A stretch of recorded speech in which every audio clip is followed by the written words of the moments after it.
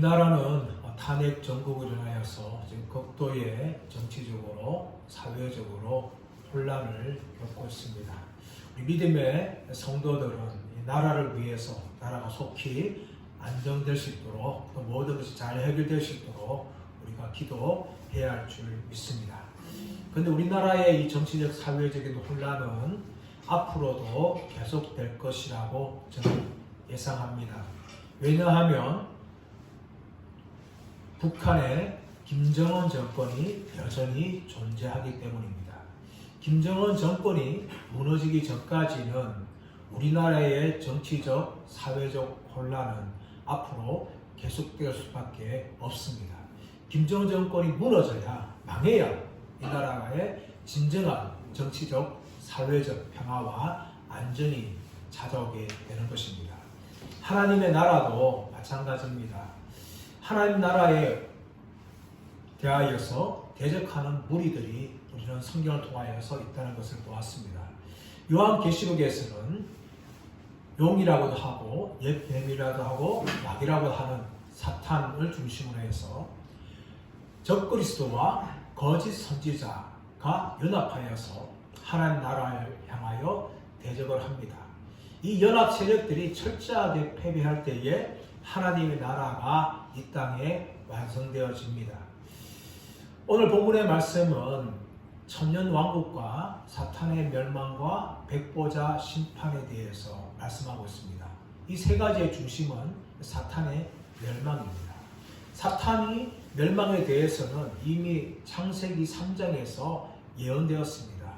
하나님께서는 여인의 후손에 대해서 이야기하시면서 사탄의 멸망에 대해서 말씀하셨습니다. 3장 15절 말씀 보시면 내가 너로 여자와 원수가 되게 하고 너의 후손도 여자의 후손과 원수가 되게 하리니 여자의 후손은 내 머리를 상하게 할 것이요 너는 그의 발꿈치를 상하게 할 것이다. 라는 원시 복음에 대해서 통해서 사탄의 멸망에 대해서 미리 예언하셨습니다. 예수님께 이 땅에 오셨을 때에 사탄은 끊임없이 예수님을 대적하였습니다. 그리고 마침내 종교 지도자를 통하여서 예수님을 십자가에 못 박아 죽였습니다.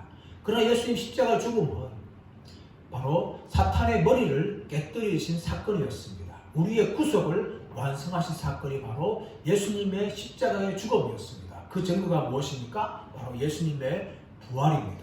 예수님의 부활을 통하여서 십자가에 죽으신 예수님께서는 하나님의 아들이라는 것을 만방에 선포하셨고 또 사탄의 머리를 깨뜨리신 사건이라는 것을 성경은 우리에게 증거하고 있습니다. 그리고 마지막 날에 있을 아마겟돈 전쟁을 통하여서 사탄과 그의 연합 세력들은 철저하게 파괴되어지는 것입니다. 이미 예수님의 승리는 십자가의 죽음을 통하여 결정되었습니다. 선언되었죠. 그런데 이 예수님의 승리가 종국적으로 다시금 확인되는 그 사건이 무엇입니까? 아마겟돈 전쟁입니다. 여러분 이것은 역사를 보았을 때에 세계 제2차 세계대전을 통하여 우리가 확인할 수 있습니다. 세계 제2차 세계대전의 최종적으로 끝난 것은 1945년도 8월 15일 일본이 항복할 때입니다.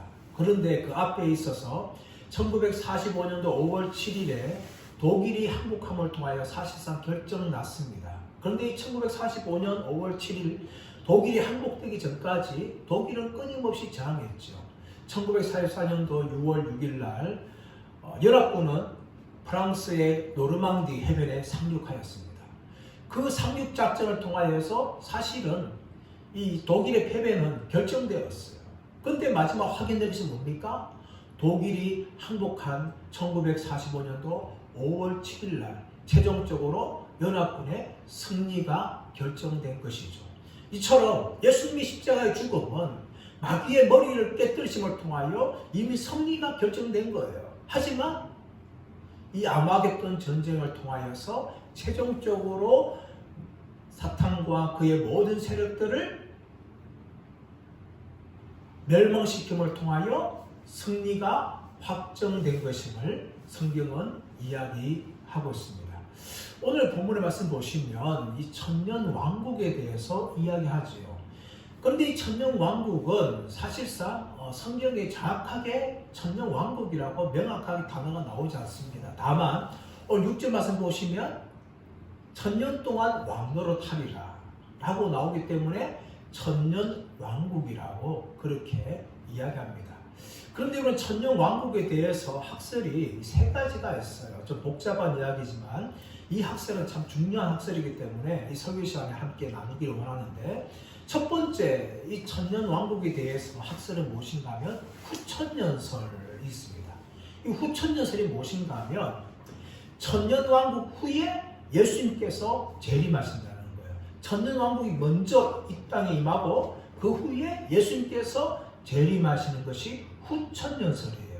이 후천년설은 이 천년이라는 기간을 문자적으로 보지 않고 어느 일정한 기간이라고 해석하면서 이 천년왕국이 끝이 나면은 예수님이 재림하신다 라고 이야기합니다. 이 학설을 누가 주장했는가 하면 청교도주의자들이 이 학설을 주장했어요.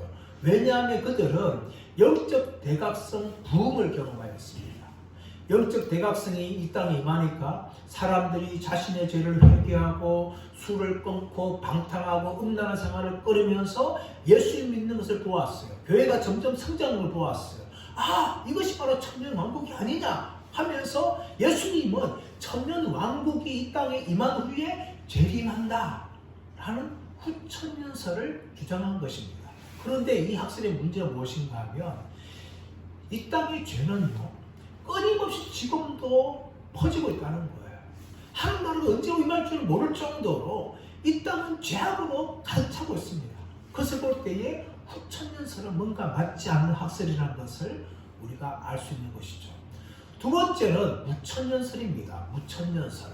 많은 학자들이 또 현대학자들은 무천년설을 지지하고 있는데 이 무천년설은 없을 무자를 써가지고 천년왕국이 없다라는 이 단어를 가지고 있는데 사실상 번역이 정확하지 않아요. 천년왕국이 없는 것이 아니라 천년왕국이 이미 이 땅에 실현되고 있다. 그래서 실현된 왕국설이라고 말하는 것이 오히려 더 정확한 용어입니다. 흔히 무천년설 이야기하기 때문에 저도 무천년의 단어를 사용하는데 이 무천년설은 이 천년 왕국이 이 천년이라는 기간을 문자적으로 보지 않고 상징적으로 보게 되어지는데 예수님께서 십자가의 죽으심과 부활함을 통하여 천년 왕국이 시작되어지고 예수님이 재림이 임할 때까지 천년 왕국이 끝이 난다. 그래서 지금 이 기간은 천년 왕국 기간이라는 거예요.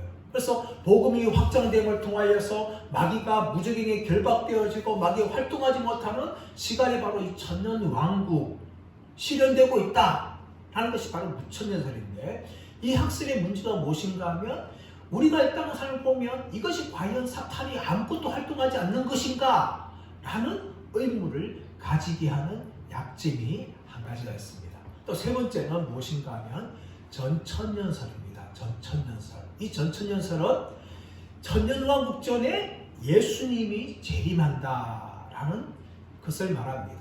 이것은 문자적인 성경을 해석하게 되어지고 천년이라는 그 기간도 문자적으로 보는 것이죠. 우리가 지금 17장, 18장, 19장 말씀을 살펴보았어요. 살펴볼 때 뭡니까? 처음에는 아마겟돈 전쟁이 있고, 그리고 예수님의 재림이 있고, 어린 양 보는 잔치 후에 오늘 천년왕국, 문자적으로 이렇게 다 이루어진다 라고 해석하는 것이 이 전천년설입니다. 예수님께서 천년왕국 전에 재림한다. 이 학설의 문제가 무엇인가 하면 천년이라는 그 기간을 상징적으로 보지 않고 문자적으로 말 그대로 해석한다는 것이죠. 그리고 17장, 18장, 19장을 순서적으로 문자적으로 그려 다 해석하는 것이 바로 이 전천년설인데, 이 전천년설의 학설은 크게 두 가지로 나누어져요. 하나는 무엇인가 하면 역사적 전천년설입니다. 역사적 전천년설은 어떤 것인가 하면은 고대의 초대교부 때에 초대교회 때 교부들이 전천년설을 가지고 있었는데 그 전천년설을 따른 학자들이기 때문에 역사적 전천년설이다. 고대 교부들 중에서 이레니우스나 파피아스나 또 순교자 저스틴 같은 사람들은 전천년설을 주장했어요. 예수님께서 천년왕국 전에 재림하시고 그 후에 천년왕국이 펼쳐진다 해서 이런 전천년 주장했는데, 바로 그 주장을 따라가는 사람들이 역사적 전천년설주의다. 또 한 가지 무엇인가 하면 세대주의적 전천년설이 있어요.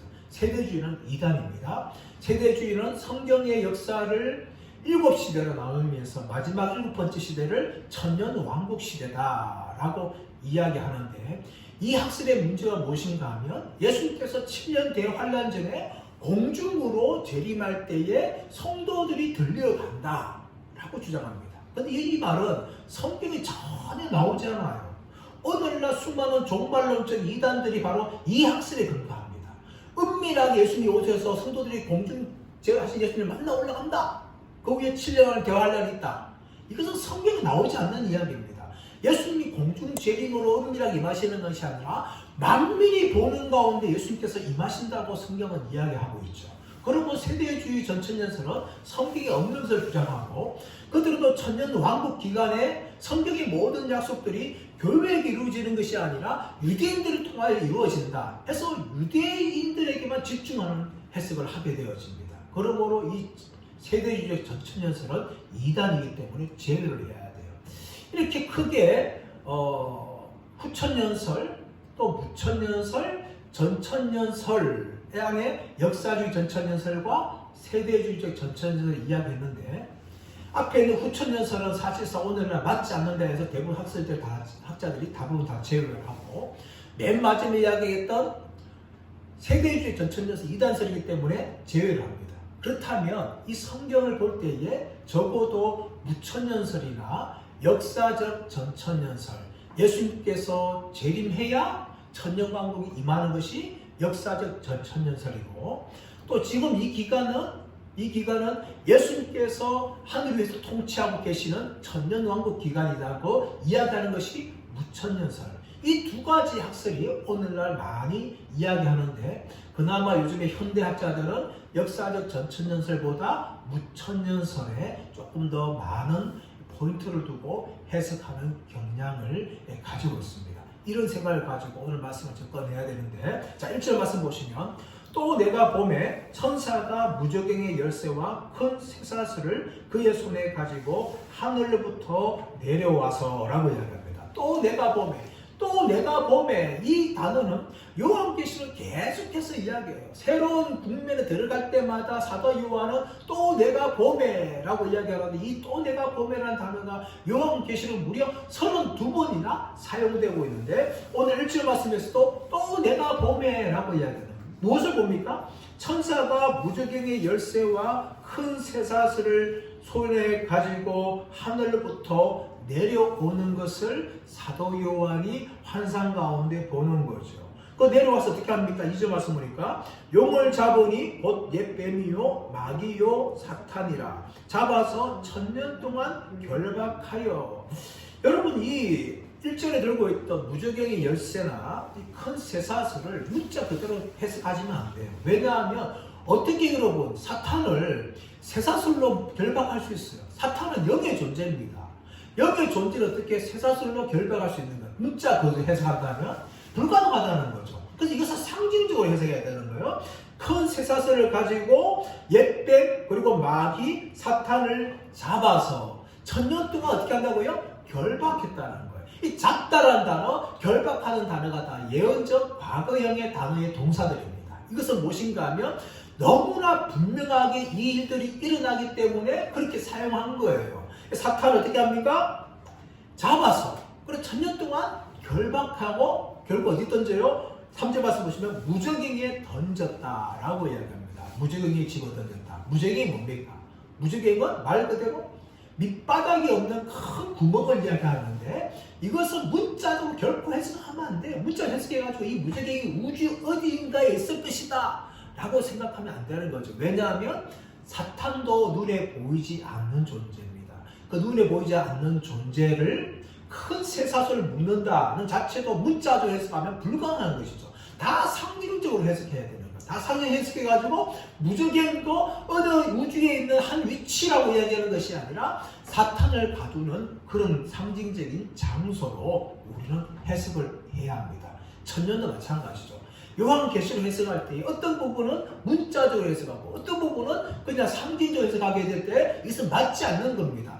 요한계시록은 묵시문학이에요. 묵시문학이기 때문에 모든 걸 다 상징적으로 해석하지 않으면 이것은 해석이 안 되는 겁니다. 그러므로 말씀 나오고 있는 이 모든 부분을 다 상징적으로 해갈 때에 사탄을 결박해가지고 무주경에 던져서 임봉을 하고 천년이 차도록 다시는 만국을 미혹하지 못하게 하였는데 그 후에는 반드시 잠깐 노일이라. 천년이 지나고 나면 어떻게 한다고요? 반드시, 이건 필연이라는 거예요. 반드시 잠깐 놓인다는 겁니다. 왜 그럴까요? 하나님이 풀어주시기 때문에. 잠깐 하나님께서 풀어주시는 거예요. 이것은 반드시라는 거예요. 반드시. 반드시 일어나는 일이라는 겁니다. 천년이 찰 동안까지는 이 사탄이 결박되어서 아무런 역할을 하지 못하는데, 그런데 천년이 차고 나면 어떻게 합니까? 반드시 놓이게 된다는 것을 이야기합니다. 자, 그렇다면 이 사탄이 천년 동안 결박될 때에 사탄이 아무것도 하지 못합니까? 아닙니다. 지금도 사탄은 역사하고 있어요. 역사하고 있어요. 그래서 문자적으로 보았을 때에 이 전천년설은 예수님께서 재림한 후에 사탄을 이제 집어넣는데 그 사탄이 꼼짝을 못해야 되는데 여전히 사탄은 활동하고 있습니다. 이것이 왜 그럴까요?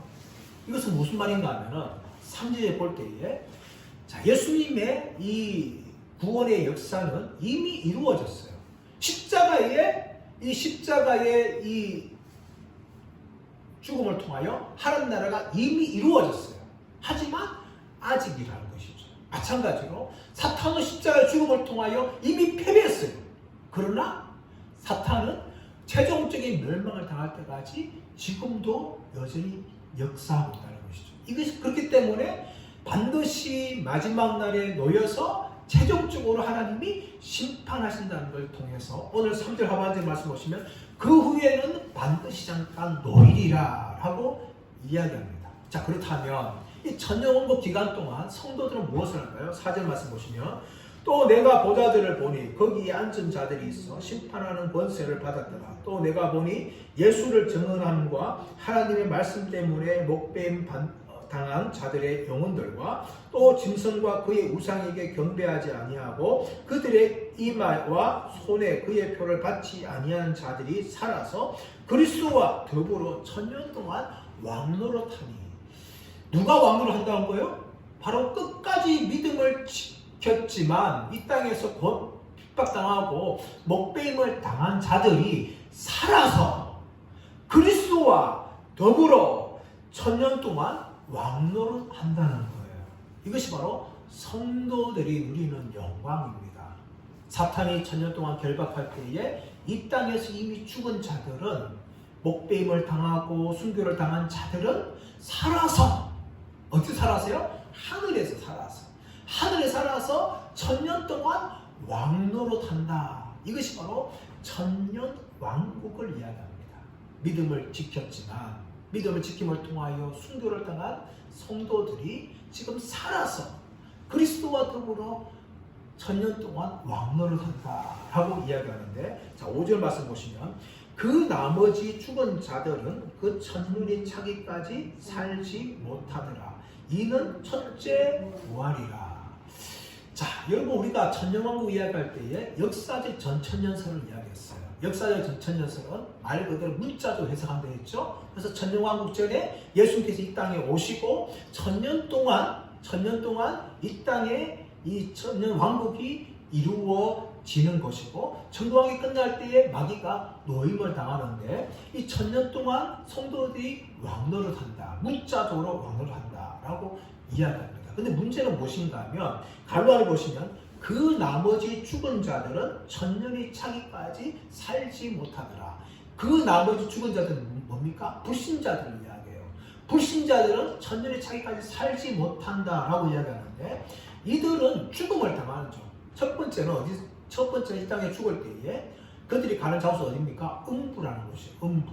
음부, 하데스. 이 음부라는 곳을 가게 되어지는데, 이 음부는 죽은 자들이 가서 마지막 심판을 받기 전까지 고통당하는 장소가 음부예요. 그 후에 예수님의 재림할 때에 최종적으로 어디에 떨어지는가 하면 불못 서울에 떨어지는, 지옥에 떨어지는 것이죠. 이것이 바로 그들이 당하는 죽음이라서 그들이 살지 못한다라고 이야기하는데, 여러분 이 사실 음부나 지옥이나 사실 뭐 용어 차이예요. 예를 들자면 이렇습니다. 우리가 범죄를 해요. 범죄를 하면은 죄인에게 잡혀서 유치장 가죠. 그것도 마찬가지로 감옥이라 얘기하는데, 궁극적으로 재판받은 후에 최종적으로 가는 곳이 어디예요? 교도소죠. 교도소예요. 그러나 교도소나 유치장이나 모두가 다 감옥과 같은 곳이죠. 그래서 감옥이라 표현해도 별반 차이가 없어요. 마찬가지로 예수 믿고 믿지 않고 죽은 자들이 죽은 후에 즉시간 건 어딘가 하면 음부예요. 음부. 그리고 예수님이 재림 후에 마지막 최종 심판 받은 후에 지옥불에 그렇게 떨어지는 것인데, 그래서 살지 못하더라 라고 이야기합니다. 근데 문제는 갈로 다음의 부분이 해석인데, 이는 첫째 부활이다 라고 이야기합니다. 이는 첫째 부활이다. 여러분 전천년주의자들은 문자로 다 해석하죠. 문자로 해석해가지고 예수님께서 재림할 때에 부활한다. 성경은 다 부활한다 이야기합니다. 부활을. 근데 이 전천년주의자들은 이 첫째 부활을 문자로 해서 예수님이 올 때에 육체적인 부활이다 라고 이야기해요. 육체적인 부활. 그래서 육체적인 부활을 해가지고 천년왕국에서 육체적으로 우리 올라가서 다 통치한다. 그 천년왕국이다. 그렇게 이야기하는데, 근데 문제는 무엇인가 하면은, 그래서 문자적으로 해석해서 이 첫째 부활을 성도들의 육체 부활로 해석할 경우에 문제가 무엇이 발생하는가 하면, 예수님의 재림할 때에는 성도들만 부활하는 것이 아니라 불신자들도 부활해요. 예수님께서 임하실 때에 모든 사람들이 다 부활해서 육체적으로 부활하죠. 부활해가지고 예수 믿을 때에 예수 믿는 자들은 의의 부활, 생명의 부활을 하고, 그리고 믿지 않는 자들은 심판의 부활을 하죠. 근데 오늘 바로 말씀 보시면 그 나머지 자들은 어떻게 해요? 천년의 차이까지 살지 못하더라. 분명히 불신자도 예수님 재림하면 부활을 해야 되죠. 근데 성경은 살지 못하더라 라고 이야기하기 때문에 이것을 전천년주의자들처럼 문자적으로 해석할 때에 어려움이 생긴다는 것입니다. 자, 또 한 가지 무엇인가 하면, 그렇다면 육체 부활이 첫째 부활이 한다면 둘째 부활은 뭐냐? 왜 첫째 부활을 표현하냐? 그것은 이 전천년주의 관점에 봤을 때 문자를 해석하는 건 이 부분은 상당히 문제가 있는 것이죠. 그래서 이 첫째 부활을 어떻게 해석해야 되는가 하면 상징적인 부활을 해야 돼요. 상징적인 부활. 우리가 예수 믿을 때에 즉각적으로 죽어서 우리 예수 믿는 사람들 어디 갑니까? 낙원에 가죠. 낙원은 예수님이 재림하기 전까지 믿는 자를 가는 거쳐도 천국과 같은 곳이에요. 그러나 예수님이 재림 때 최종 심판 후에 우리는 새하늘과 새 땅에 들어가요. 마찬가지로 음부나 지옥이나 낙원이나 천국, 새하늘과 새 땅이나 똑같은 의미를 가지고 있어요. 그렇게 의미를 가지고 있기 때문에 성도들이 낙원에 들어가서, 낙원은 누가 들어가요? 육체와 함께 들어가는 것이 아니라 우리의 영혼이 들어가잖아요. 우리의 영혼이 첫째 부활을 하는 거예요. 첫째 부활. 그래서 우리가 그 낙원에 들어가서 이 천년 왕국을 누리게 된다는 것이죠. 그러므로 이 첫째 부활이라는 것은 성도들의 문자 것들의 육체 부활이 아니라 영의 부활입니다. 영의 부활을 통해서 천년 왕국을 누리고, 천년 왕국이 끝나고 나면 마귀가, 사탄이 노임받아서 이제 최종적으로 아마겟돈 전쟁이 일어나고, 예수님이 재림하심을 통하여서 이 아마겟돈 전쟁에서 완전히 마귀가 패배함을 통하여 성도들은 육체 모든 사람들 다 부활하게 되어서 성도들은 생명의 부활로 새하늘과 새 땅에 들어가게 되어지고, 그리고 불신자들은 영원히 심판받는 지옥에 들어가게 된다고 우리가 성경을 해야 이 부분이 잘 이해가 될 수가 있는 것입니다.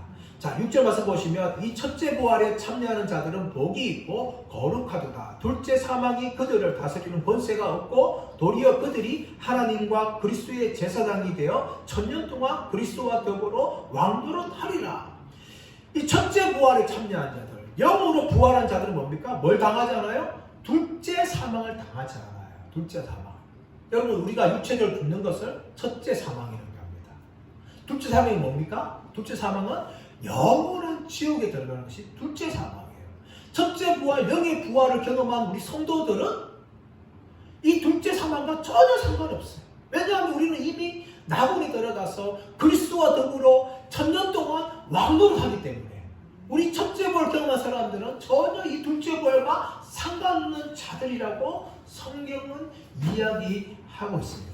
그리고 7절에서 10절 말씀 보시면 이제 사탄의 멸망에 대해서 아마겟돈 전쟁에서 이야기하고 있는데, 자 7절 말씀 보시면 천년이 참에 사탄이 그 옥에서 놓여, 말씀하신 대로 이 천년왕국이 끝이 나게 되어지면 이 천년왕 끝날 때에 사탄이 그가 갇혔던 옥에서 무저등에서 놓이게 됩니다. 자, 놓이게 되는데 나와서 어떻게 합니까? 8절 말씀 보시면 나와서 땅의 사방 백성 곧 곡과 마곡을 미혹하고 모아 싸움을 붙이리니 그 수가 바다의 모래 같으리라. 땅의 사방 백성 곧 곡과 마곡을 미혹했다라고 이야기합니다. 곡과 마곡, 땅의 사방은 온 인류를 말하죠. 인류를 미혹하는데 곡과 마곡은 이 에스겔 38장 39절에도 이런 내용이 나오는데 이스라엘을 공격하는 모든 세상 나라를 곡과 마곡으로 이야기합니다. 그렇다면 오늘 사도 요한이 곡과 마곡을 동원한다는 것은 무슨 말합니까? 하나님 나라를 대적하는 모든 어둠의 세력들을 다 지금 모으고 있다는 거예요. 사탄이 그렇게 모아서 어떻게 합니까? 모았는데 그 수가 바다모래처럼 많다라고 이야기합니다. 여러분, 이것이 바로 무엇인가 하면 아마겟돈 전쟁입니다.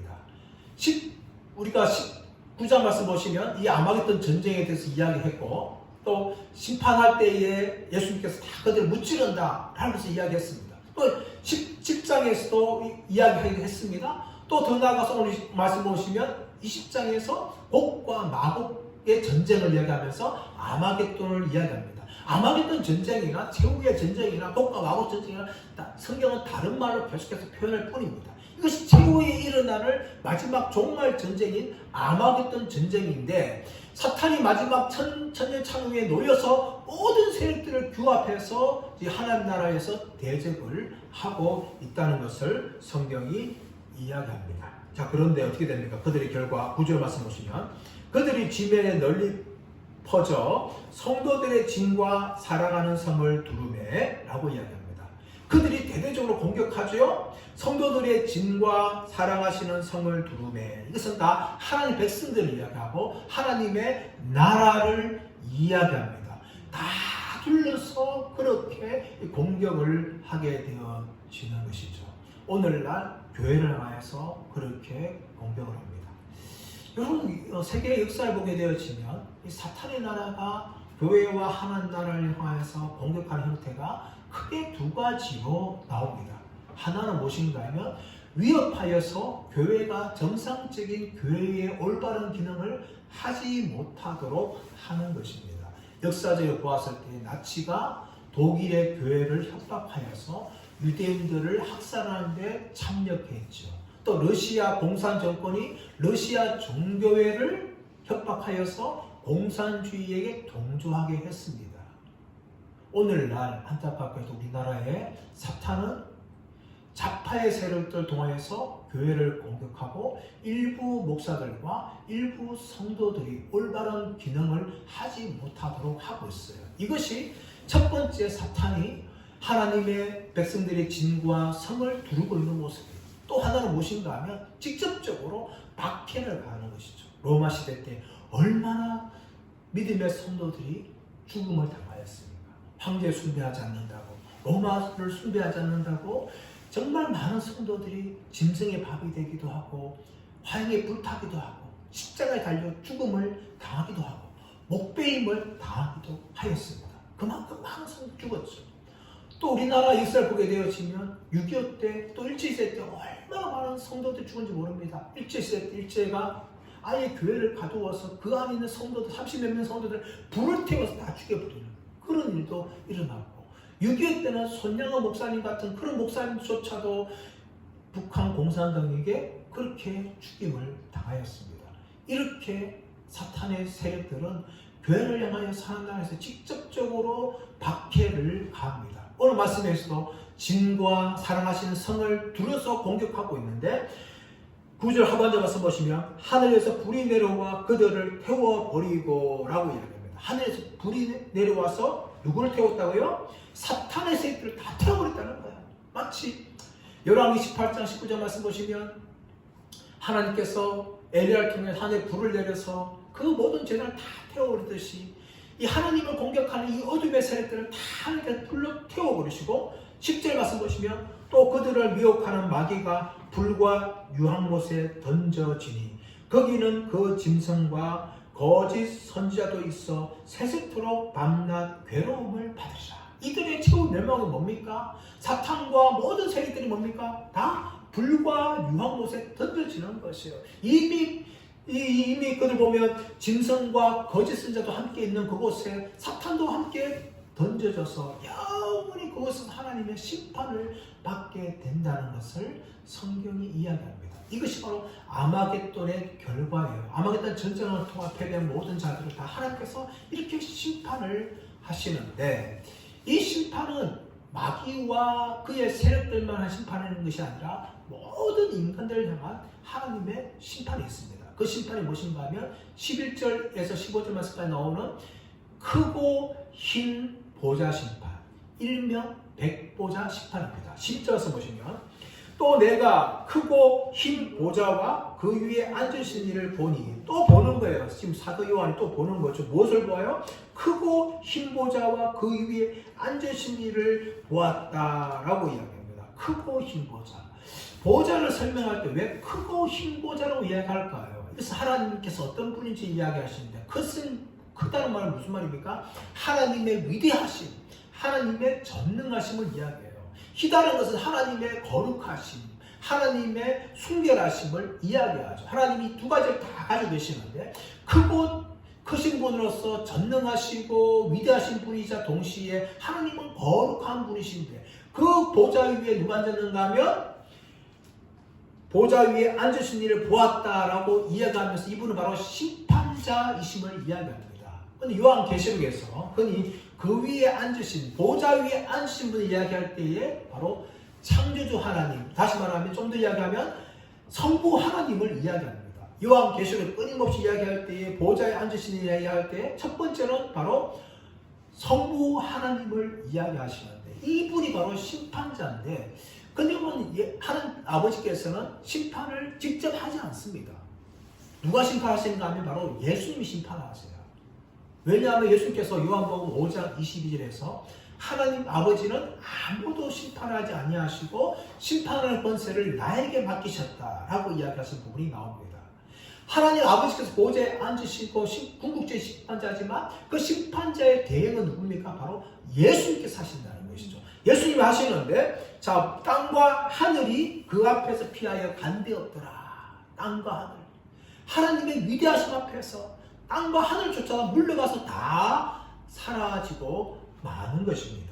그리고 이제 심판이 이어지는데 12절 말씀 보시면 함께 읽어보겠습니다. 시작. 또 내가 보니 죽은 자들이 큰 자나 작은 자나 그 보좌 앞에 서 있는 책들이 펴 있고 또 다른 책이 펴졌으니 곧 생명책이라 죽은 자들이 자기 행위를 따라 책들에 기록된 대로 심판을 받으니. 자 13절까지. 바다가 그 가운데서 죽은 자들을 내주고 또 사망과 음부도 그 가운데서 죽은 자들을 내주매 각 사람이 자기의 행위대로 심판을 받고 라고 이야기합니다.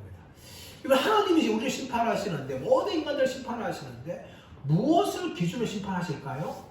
오늘 반복되는 것이 무엇인가 하면 12절이나 13절 말씀 보시면 자기의 행위를 따라 하나님께서 심판하신다는 것이죠. 우리 모든 인간들의 심판의 기준은 무엇인가 하면 우리의 행위입니다. 우리가 어떻게 살았는지, 어떤 죄를 지었는지 여기에 대해서 하나님이 심판을 하신다는데 이런 우리 모든 행위들이 기록된 책이 있다고 이야기합니다. 12절 말씀 보시면 그 책을 무엇인가 하면 책들이라고 책들이 펴졌는데 그 책 위에 뭐가 기록됐는가 하면 자기의 행위를 따라 그 책에 기록되어 있다라고 12절은 분명히 이야기하고 있어요. 그리고 그 그 행위에 따라서 하나님이 심판하신다 하는 것을 이야기합니다. 만약에 우리의 행위를 다 기록한 책들에 의해서만 심판받는다면 저와 여러분조차도 다 지옥에 들어가야 돼요. 자, 지옥 들어가지 문제입니다. 왜냐하면 우리는 우리의 행위로 구원받을 만한 어떤 자격도 없는 자들이에요. 성경에 나오는 믿음의 사람들 보십시오.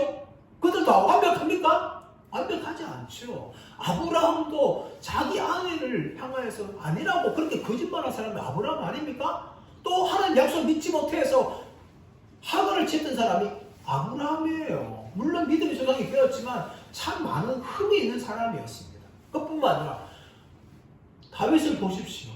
하나님 마음에 합한 사람임에도 불구하고 남의 특히 부하의 아내였던 밧세바를 취하고 그 남편을 전장터에서 죽이게 하는 살인교사까지 강간과 살인교사를 지었던 엄청난 죄인입니다. 그런데 하나님께서 그 다윗을 향하여 내 마음에 합한 자다 이런 인정을 주셨어요. 죄가 없어서 그런 거예요? 아닙니다 여러분. 모세도 마찬가지예요. 이 땅에는 어떤 인간들조차도 다 완벽하지 않기 때문에 우리의 행위에 따라 심판받는다. 우리 모두 다 지옥에 들어갈 존재입니다. 그러나 여러분 우리 은혜가 많은데 12절 말씀 보시면 또 다른 책이 있으니 곧 생명책이다. 할렐루야. 이 생명책에 기록된 자들은 뭡니까? 둘째 사망을 받지 않는 거예요. 15절 말씀 보시면 누구든지 생명책에 기록되지 못한 자는 불못에 던져지라. 반대로 해석하면 누구든지 생명책에 기록되어지면 불못에 던져지지 않는다는 것이죠. 이것이 바로 우리의 구원의 이유고 우리가 천국에 들어갈 이유입니다. 우리의 이름이 어디에 기록되었어요? 생명책에 기록되었어요. 하나님 앞에 펴져 있는 책들의 기준에 의하면 우리의 모든 행위들을 봤을 때 우리는 지옥에 가기 마땅한 자들입니다. 그러나 정말 다행인 것은 우리의 이름이 생명책에 기록되어 있기 때문에 우리는 영원한 불못에 던져지지 않는다고 성경이 우리에게 약속하고 있습니다. 할렐루야. 바로 우리는 이런 은혜를 누렸어요. 여러분 모든 인간들이 자기 행위에 따라 심판받아서 영원한 지옥에 들어가야 되는데 우리의 이름이 생명책에 기록된 이 한 가지 이유 때문에 우리는 영원한 불못에 던져지지 않는 은혜를 누리게 되는 겁니다. 여러분 마지막 심판받을 때에 바다도 그 죽은 자들 가운데서 내어주고 사망과 음부도 다 죽은 자 내준다는 거예요. 여러분 마지막 날 우리 육체의 부활을 통하여서 다 하나님께 서게 되어지는 우리의 행위에 따라 심판받는 다음에 영원한 지옥에 가야 되지만 정말 우리가 생명책에 기록된 자들이기 때문에 그 지옥에 떨어지지 않는 이 은혜를 우리가 누립니다. 여러분 이 심판은요 14절 말씀 보시면 사망과 음부도 불못에 던져진다라고 이야기합니다. 사망이 뭐예요? 죽음이에요. 죽음은 영원히 이 우리 인간들에게 원수였는데 이 사망조차도 불못에 던져지고 또 죽은 자들이 가는 이 음부조차도 영원한 불못에 다 던져져서 하나님이 모든 것들 하나님과 그분의 나라를 향하여 대적했던 모든 원수들에 대해서 이렇게 심판하신다는 것을 성경이 우리에게 보여주고 있습니다. 사랑하는 여러분 우리가 왜 이 땅에서 믿음을 지켜야 됩니까? 왜 우리가 이 땅에서 하나님을 경외하며 예배해야 됩니까? 왜 우리가 십자가의 복음을 붙잡고 살아가야 합니까? 바로 그 이유가 여기에 있는 거예요. 우리가 생명책에 기록되었기 때문에 영원한 심판을 받지 않고 우리가 예수님과 더불어서 천년 동안 왕노릇하게 되어지고 예수님의 재림을 통하여서 우리의 육체가 부활하여 함께 새하늘과 새 땅에 들어갈 생명책에 기록된 자들이기 때문에 우리 이 땅에서 끝까지 믿음을 지키며 십자가를 붙잡고 저와 여러분 끝까지 달려가는 하나님의 선을 다 되시기를 예수님의 이름으로 축원합니다.